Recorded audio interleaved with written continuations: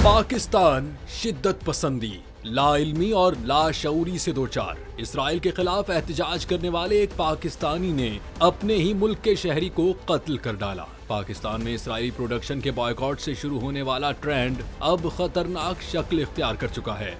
शेखोपुरा में गैर मुल्की फास्ट फूड चेन में काम करने वाले शख्स को गोली मारकर कत्ल कर दिया गया। शेखोपुरा के थाना हाउसिंग कॉलोनी के इलाके बाईपास चौक पर वाक़े मारूफ फास्ट फूड चेन में फायरिंग का ये वाक़या पेश आया, जहां नामालूम शख्स ने होटल के किचन में घुसकर वहां काम करने वाले मुलाजिम पर फायरिंग कर दी। फायरिंग से 45 साला आसिफ नवाज वलद मोहम्मद नवाज खान जख्मी हो गया, जिसे शदीद जख्मी हालत में DHQ अस्पताल मुंतकिल किया गया, मगर वो जख्मों की ताब न लाते हुए दम तोड़ गया। पुलिस ने लाश को पोस्टमार्टम के लिए मुंतकिल किया।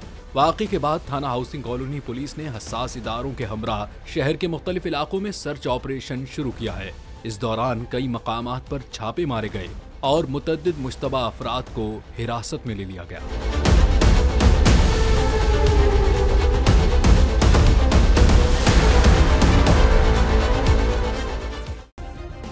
सब्सक्राइब करें और बेल दबाएं ताकि कोई खबर रह न जाए।